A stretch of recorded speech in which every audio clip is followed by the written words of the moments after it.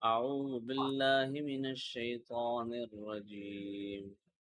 بسم الله الرحمن الرحيم. أعوذ بالله من الشيطان الرجيم. بسم الله الرحمن الرحيم. قالوا سبحانك لا علم لنا إلا ما علمتنا إنك أنت العليم الحكيم. قال يا آدم أنبئهم بأسمائهم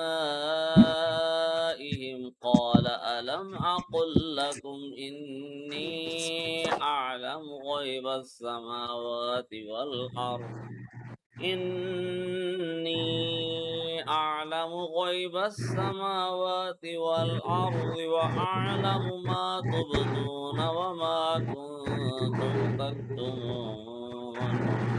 وإذ قلنا للملائكة اسجدوا لآدم فسجدوا وإذ قلنا للملائكة اسجدوا لآدم فسجدوا إلا إبليس أبى واستكبر وكان من الكافرين.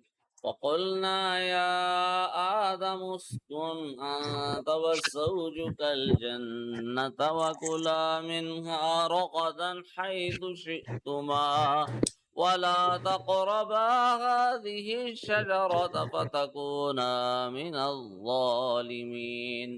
فأزلهما الشيطان عنها فأخرجهما مما كانا فيه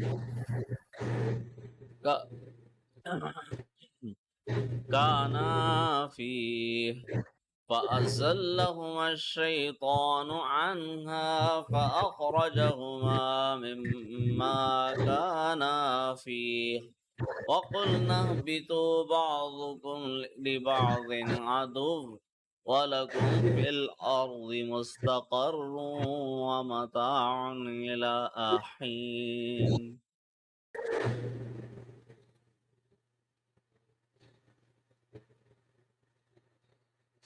Are you ready now? Alright. قالوا سبحانك لا علم لنا إلا ما علمتنا إنك أنت العليم الحكيم. قال يا آدم أنبئهم بأسمائهم فلما أنبأهم بأسمائهم قال ألم أقل لكم إني أعلم غيب السماوات والأرض وأعلم ما تبدون وما كنتم تكتمون.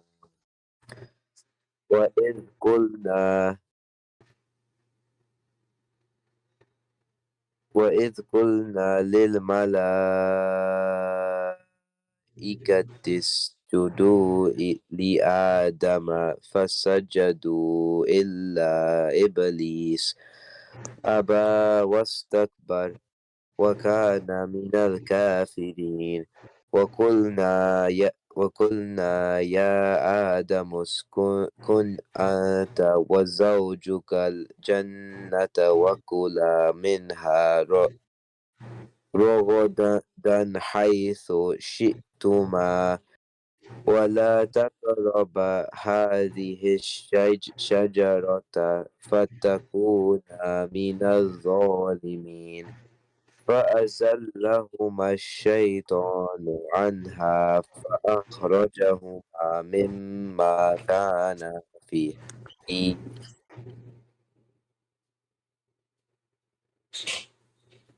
وقلنا اهبطوا بعضكم لبعض عدو ولكم في الأرض مستقر ومتاع مستقر.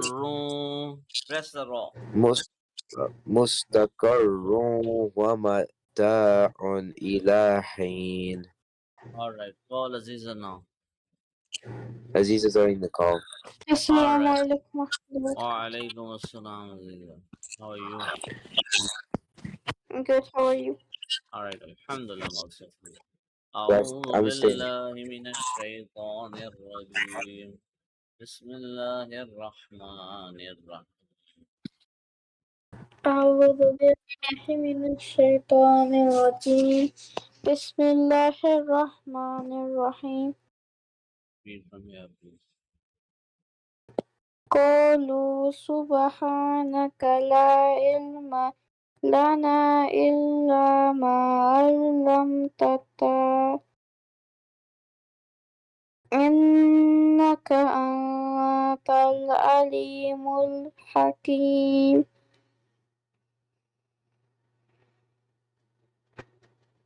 قال يا آدم أنبئهم بأسمائهم فلما أنبأهم بأسمائهم قال ألم أقل لكم إني أعلم غيب السماوات والأرض وأعلم ما تبدون وما كنتم تكتمون وإذ قلنا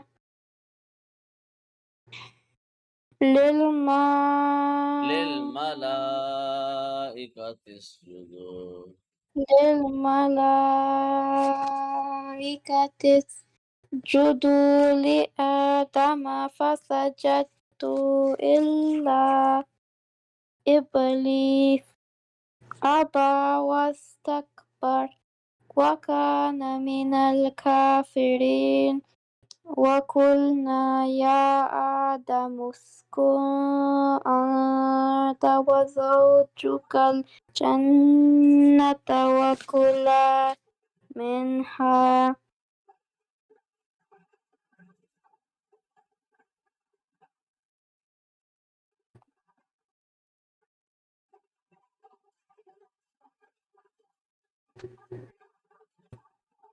رغدا حيث شئتم شئتما شئتما ولا تقربا No. هذه الشجرة فتكونا من الظالمين فأذلهما الشيطان عنها فأخرجهما مما كانا فيه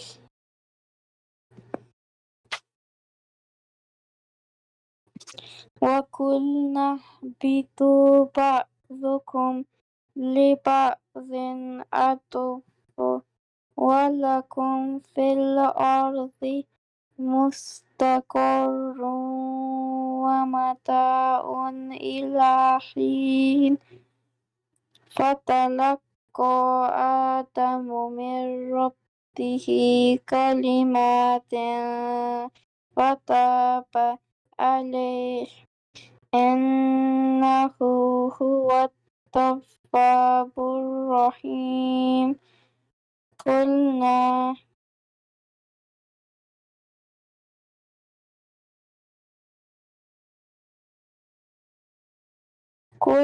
اهبطوا منها جميعا فإما يأتينكم مني هدى فمن تبع هداي فلا خوف عليهم ولا هم يحزنون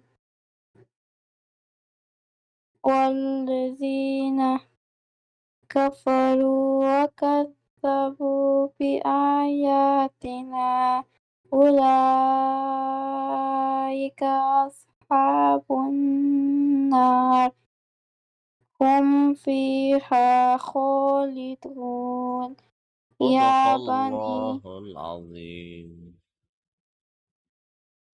صدق الله صدق الله العظيم. صدق الله العظيم. If you cannot accomplish, do the feat of producing a surah like one in the Quran, and you will never be able to do so. Then fear that fire which you are soon to enter, the fuel of which is kuffar, men and stones, including their idols. It has been prepared for the kafirun who will be punished there regardless of whether they fear it or not.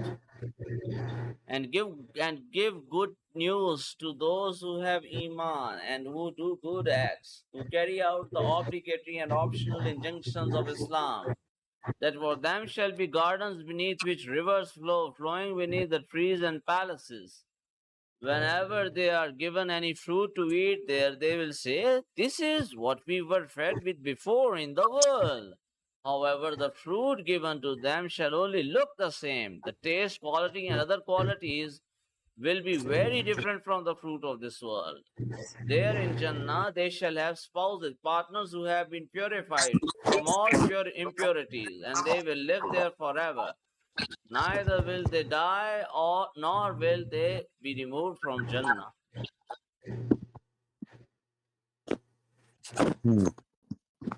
Verily, Allah is not shy to quote the example of even a mosquito, or something more or less important. As for those who have Iman, they know that it is the truth from their Rabb. As for the kuffar, they say, "What does Allah intend with these examples of what we use are they?" The reply to their disrespectful question is that Allah has causes many to be misguided by them with these examples. Allah causes many people to stray from the truth because of their kufr, and guides many with them because of their iman. The mu'mineen are rightly guided by these examples. Only the evildoers, the kuffar, are misguided by them. When you are uh, explaining or giving an analogy, whenever you are giving an example, you have to see the context of that example. Mm-hmm. For example, if there is a small baby, a person will say, "This baby is as tiny as a kitten. This baby is as tiny as a kitten." He cannot say, "This baby is as tiny as an elephant." Because that wouldn't Elephant, make any sense. yeah, it does not make any sense. So that is what Allah is saying in other words, that Allah gives examples according to different situation to explain the actual thing which Allah is explaining to humans. Now the kuffar, the non-believers, they had no other thing to say, so they made an excuse and they tried to mock the Quran by saying that, "What does Allah mean by that? Such a small example in the huge Quran.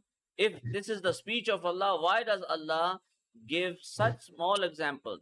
Why doesn't He say something grander?" But this was a lame excuse. This was an excuse for not accepting the truth. Nothing else. There was no truth in it, because Allah gave that example for a bee or an ant or something else to explain the correct thing according to the situation and according to the need of the humans when those verses were revealed. So Allah is answering, replying them that those with faith, they do not find, they do not make useless excuses to reject the truth.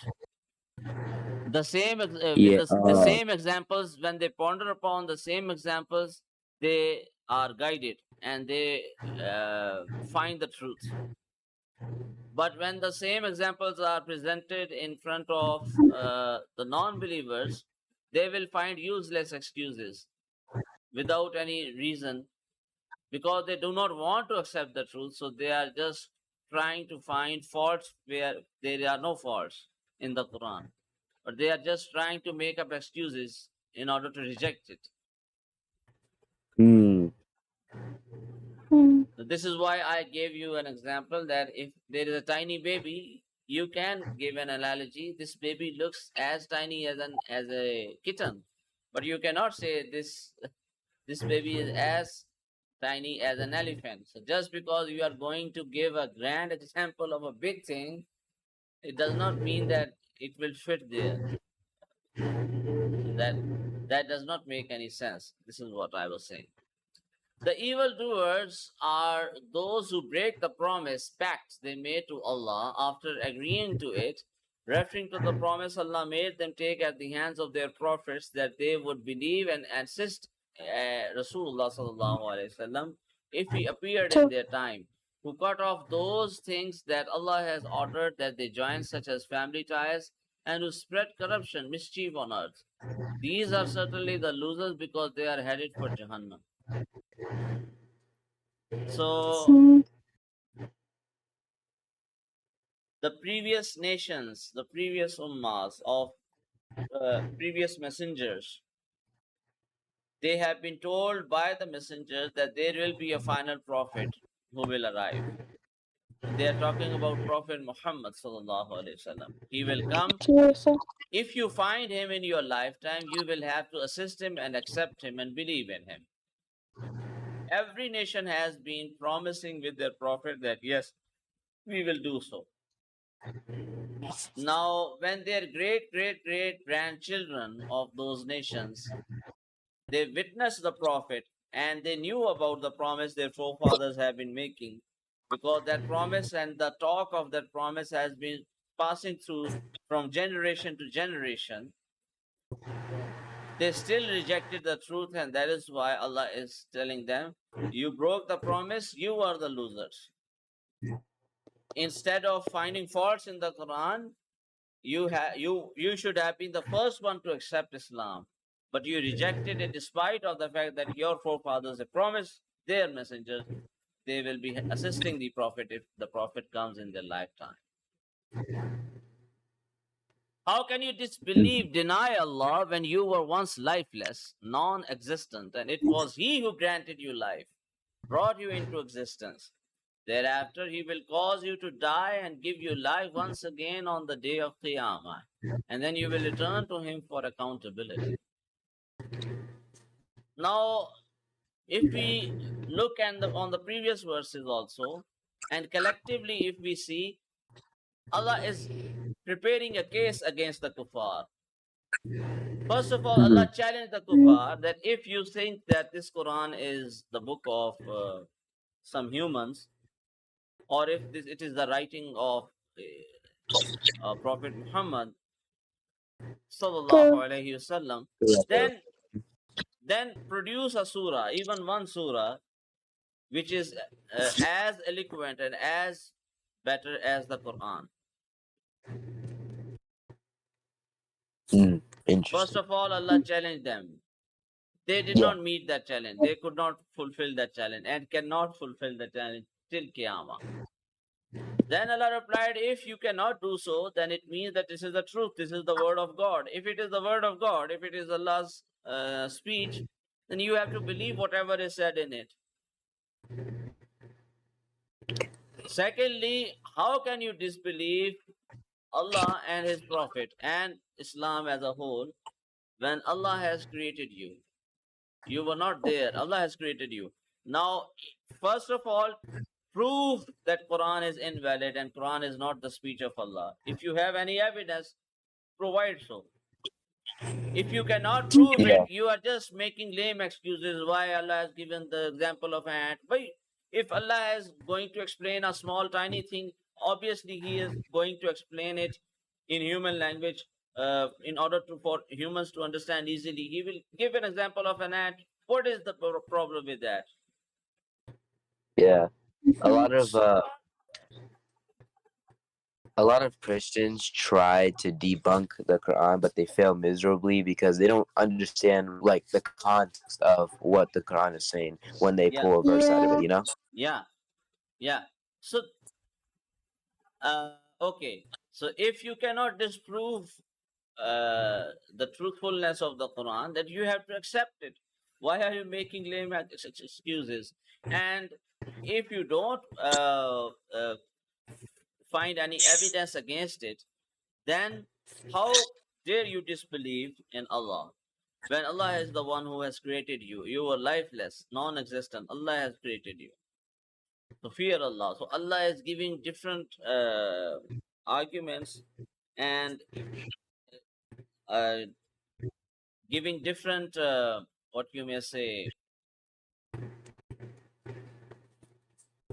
intellectual discussions and intellectual statements in order Mm-hmm. to in order to convince the kuffar, the non-believers, and in order to uh, those people who want to seek the truth, Allah is intriguing their curiosity to find the truth.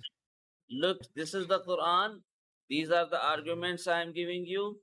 This is what has happened in the past. This is what is happening still today, because similar situations are happening. Non-Muslims are trying to find faults in the Quran, but they cannot. Those who are stubborn, they don't believe, despite of the fact that they don't have any evidence against it. Those who are seeking the truth, they do accept it. The same Quran guides those who want to seek the truth, and the same Quran misguides those who don't want to seek the truth. Very simple. If you Yeah. require, so the thing is that whatever is being discussed in Quran is not only history. It is not a part of history. Quran is not time bound. You know, Quran is Mhm. Yeah. till Qiyamah. So whatever has happened, it is still happening today. There is a lot of resemblance between the events and between the situations. So in this age also we can seek guidance from the Quran, and people can seek guidance in the Quran in future also. So change of technology does not mean that the human nature has changed. Humans are acting and behaving the way they have been behaving 1400 years before also. 1400 years ago they were racist. Today also they are racist. In previous time there was human slavery. Today also there is a different kind of slavery in form of debt, in form of jobs, in form of our education system, which bounds us and which is programming us to find jobs, to seek jobs, to do jobs. Otherwise, we cannot survive. They are not talking Mhm. about money, how to make money. They are not talking about the grander schemes of the world, the grander things, how the world works. There are many things which the school skips. So they are just Mhm. Mm. producing robots. You are going to get trained here as a robot. You are going to just work for the rich people, make them more richer. We will give you some peanuts to enjoy and to survive, but not more than that. You are Mhm. going to work from morning till night, no family life, no nothing. You just have to work like a machine, and that's the end of it. That is a kind of slavery. What Yeah, that's true. education is so expensive, you have to take loans from the bank, and if you take loans, you have to return it with debt. That is a slavery. You spend decades of your life, 2, 3 decades, sometimes the whole of your life, giving back those interest and giving back those that debt. That is slavery. What else do you think That's it true. is? Okay, Mhm. what about developed nations conquering underdeveloped nations, stealing their resources? That is also slavery. Okay, proxy governments. The powerful developed countries use proxies, their puppets, to rule the third world, and in order to control their resources and the lives of the people. That is also slavery. So slavery has different forms. So slavery is still there. You cannot say that slavery has been abolished. No, it is more stronger than ever. during these times. So, change of technology does not change human nature. Human nature is still the same. And most of the events, most of the things are still the same. There are a lot of similarities between historical events and current events. So the solutions of these problems are can be found easily in the Quran if we think a little bit. Hmm. If you Mm. require evidence to prove that Allah can resurrect the dead, take note that it is He who created for you whatever is on earth, as well as the earth itself. Thereafter, He turned His attention to the sky and perfected it as seven skies, creating things there for man's benefit. He has knowledge of all things. It is therefore foolish to believe that a being who can create such great things is unable to bring mankind back to life after they have all died. So the non-believers, many of the non-believers did not believe in Qiyamah, and they did not believe in the concept of resurrection. They believe that when we once die, we will die. But the thing is that if Allah can create everything from scratch, from nothing, Uh-huh. then Allah can destroy and create it again. There is nothing difficult for Him to do so. But this is a logical thing. If Allah can create all the things the first time, Allah can create the second, the third, fourth, tenth time also. That is logical. So why it is so difficult for them to comprehend that Allah will resurrect them? That's true. Yeah. And the judgment day is a logical thing to happen, because in this world, I gave you an example earlier that in this world uh, there are many criminals who don't get punished. They cheat the system easily, or they run away, or they give bribes to the police and to the Or judge, they go to another country. or yeah, they go to the other country, or the judiciary cannot find enough evidence. The prosecutors cannot find enough evidence against them. So they are not charged. But they are criminals. They committed the crime. So this is not justice.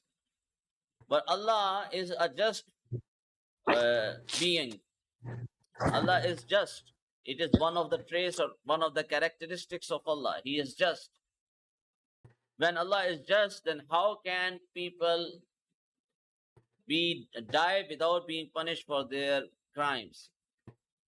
So in this world, if they flee the system, if they cheat the system, at the day of judgment, they cannot cheat Allah. They cannot run away from that. So the That's true. judgment day is a reality, and it is logical to happen. Similarly, there are many people in this world who are nice people, good people, but despite of their good deeds, they are not rewarded equally for their good deeds. Many people die without any reward, without acknowledgement. People don't know about their good deeds. They don't talk about their good deeds. So, if Allah is just and He is just, there is no doubt in it, how will they be rewarded? Obviously, at the day of judgment. So, the day of judgment is a logical thing. That's true. Okay.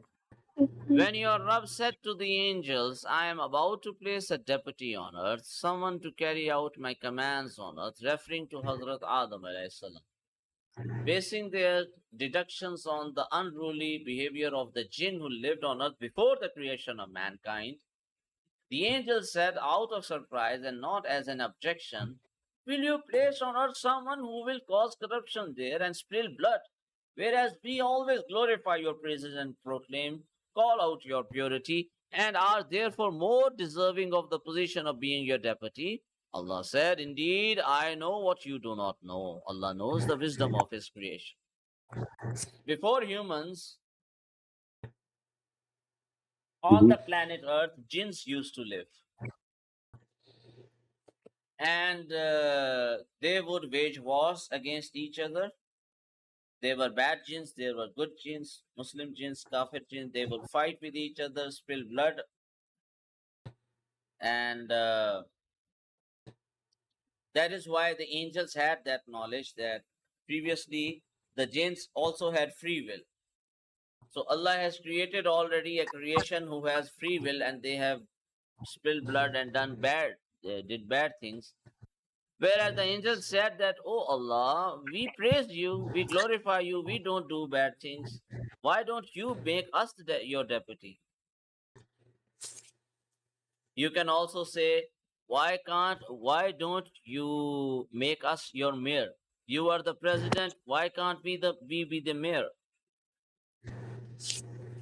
So Allah replied to them, I know better than you why I am making Adam, why I am making humans. So Allah taught Adam the names and meanings and qualities of all things, and then presented these things before the angels, saying, inform me of the names of these if you are truthful. If you are truthful in your claim that you are more deserving of being Allah's deputy, your knowledge ought to be superior to his. Unable to provide the answer, the angel submitted, we proclaim your purity. You are so pure from all faults that none can object to your degree. We possess only the knowledge that you have taught us. Without doubt, you are all knowing, the wise. Here, a point to ponder is that because the angels did not have the capacity to understand what Allah was teaching to Adam alayhi salam, that was a very valid reason why Allah made Adam alayhi salam his deputy and not the angel. Secondly, angels do feel emotions. They feel anger, they feel happiness, they feel sadness. But besides feeling emotions, there is no difference between robots and angels. Robots do not feel emotions, angels feel emotions. Other than that, there is no difference between the two species. Robots have to follow the commands of the humans. Whatever they are programmed to do, they will have to do. Same is the case with angels. Angels cannot deny Allah's orders.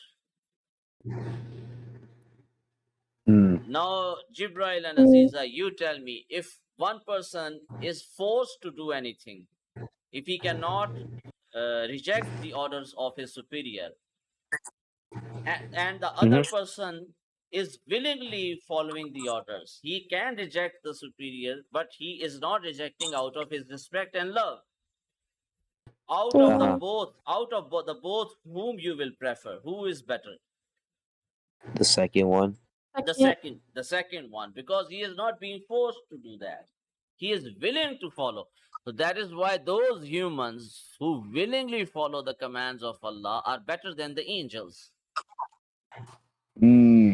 So a person feels hunger. Angels don't feel hunger. A human has to take care of his family, his wife, his children. Angels do not have spouses. They don't have family. They don't have to take care of each other. Humans have limitations of sleep. Angels don't need to sleep. Humans have to earn their livelihood. Angels don't have to earn their livelihood. Humans get low in energy when they use and exert their energy in anything, and their body becomes weaker. Angels don't become weak. They don't. Their energy is not lost. Now, an angel having all of those benefits. If an angel offers prayer to Allah, salah to Allah, if an angel prays to Allah or offers the salah to Allah, and as compared to him, a human having all those limitations offers salah to Allah, even though the humans, whatever the humans are offering, they don't have 100% focus all the time. Sometimes they are focused, sometimes they are not focused. Their salah is of not that high quality and purity. And the angel salah is 100% pure. There are no other thoughts other than Allah during the salah when an angels pray. But still, human prayer is superior to angelic prayer, because humans are offering those prayers despite of those limitations, and angels are not offering, and angels are offering their prayers without those limitations, without those weaknesses. Humans have the Mm. ability to reject the instruction and the action of prayer. Humans can decide not to pray. Angels cannot decide not to pray. They have to pray no matter what. That is why Uh, human prayer is more superior to angelic prayer despite of those deficiencies. I can see that. Yeah. Yeah. So this is what this verse is. So this is why Allah created Adam, his deputy. Who is worthy to be a mayor of Allah or a deputy of Allah? Number one, who has iman. Number two, who has knowledge. Mm. That is why. That is why. In democracy, leaders are made according to the vote of the majority. Whereas Islam instructs us to choose your leaders, those, number one, who are the most wise people, the most knowledgeable ones. Number two, who are the most trustworthy ones. Number three, Mm-hmm. they know how to govern. They know the knowledge and the knowledge of politics. They are politically eloquent. Number one, they have knowledge. Number two, they are pious. Number three, they have the correct knowledge of governing, how to rule a state. They are not stupid people. They are not immature and what you may say, inexperienced people. They have some experience. They are mature people. In Mm. democracy, uh, you can make a donkey your president. In Mm. Islam, Oh. only the wise person can become your president. So Allah has made only those people his deputy who have iman, who have knowledge. Mm. So Sayyidina Adam alayhi salam had iman in him and he had Mhm. knowledge. Mhm. That is why, Okay. that is why Allah made him the deputy. All right. So inshallah, meet you on Monday. Wish you best of luck. Assalamu alaikum wa rahmatullah. Yeah, Allah. Yes, Islam. Okay.